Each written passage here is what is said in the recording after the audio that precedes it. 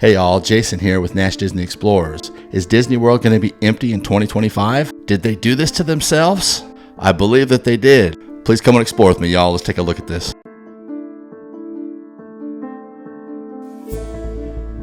According to the CEO himself, Bob Iger, he said that there's been a steady decline in attendance since the revenge travel back when the parks were, right after the parks were closed in the year 2020 and the year 2021. But even though that's happening, here recently, they've posted positive income on their earnings report, and they're making more operating income, even though less people are going. Because Disney's making money another way that's kind of hurting all of us, but putting money in their pockets. And in fact, this last quarterly earnings that they just had, they made a lot of money. It was great for them, but they were down 5% in their domestic park from the same quarter last year.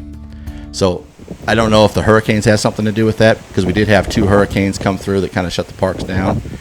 So that, each time that park is shut down, it's a lot of money lost for them. But they're still making money because everything that used to be free, even Magic Express that they used to have free coming from the airports, no more in existence. You used to get fast passes for free, but now they charge you. And they've gotten so ridiculous with this pricing. Even now the Premier Pass can cost you a ton of money, like up towards $400 at certain times a year for the Premier Pass at Magic Kingdom. That's ridiculous. But that's what they're doing. They're adding all these add-ons after you already pay for your ticket, and they're raising prices on their tickets as well to get you to pay more.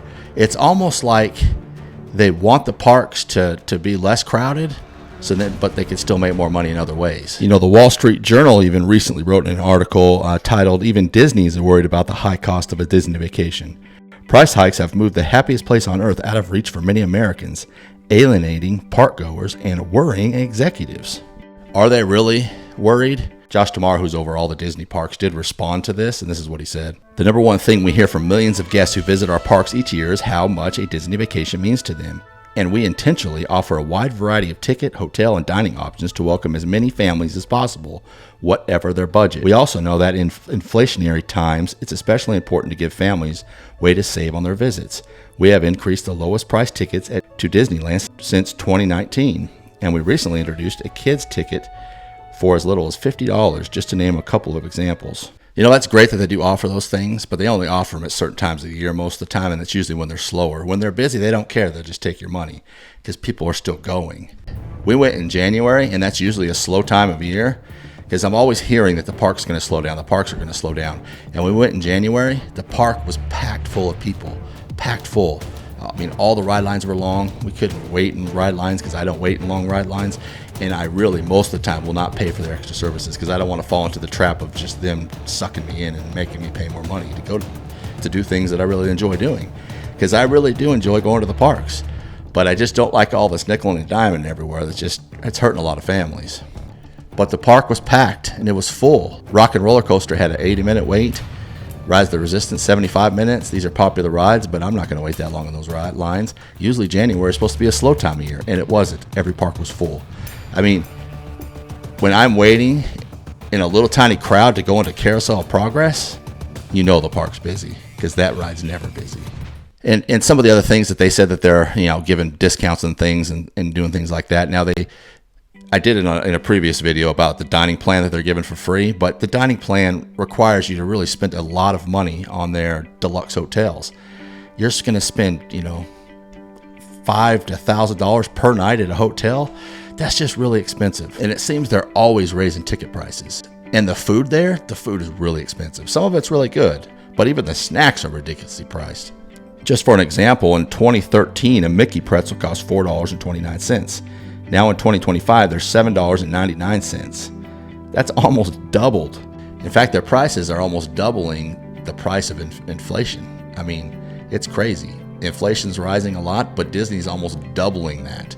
So I don't know why they keep raising price, because they're pricing people out of the parks, and that is going to hurt them, and it's going to catch up at some point. You've heard a lot of this from a lot of people saying that you're paying more and getting less from Disney. They're not really adding a lot of new things. Like a person like me or my wife, we love going to Disney, so it's hard for us to watch these things.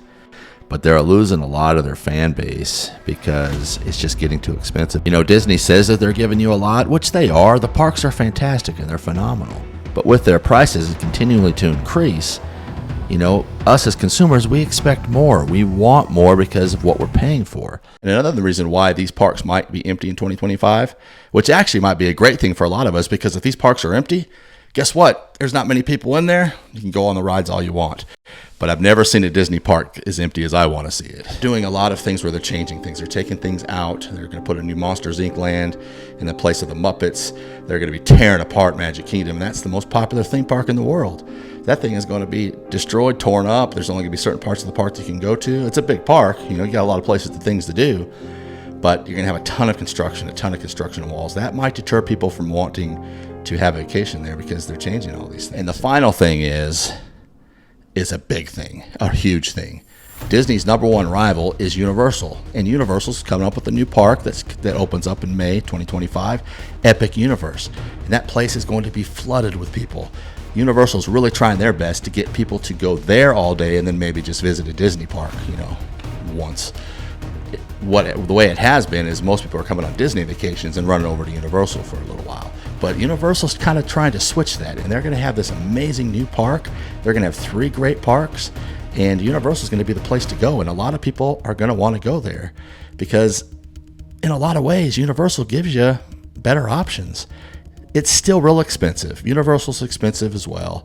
Disney's really expensive, but they're starting to get some real competition here, and Universal's not playing games. So I can see a lot of that happening. I don't know if this is going to happen. I really hope Disney gets this figured out before it's too late. We really love going to the parks. I can't say we love everything that Disney's doing because we don't. We're frustrated with things, and I know a lot of people are. But I'm not quite sure Disney's going to listen. They haven't seemed to be listening to their consumers and their fans much lately, so I don't know if they're going to do anything about this. But for me, I hope they do something about it because we, like I said, enjoy going to the Disney park. I've never seen the Disney parks that empty.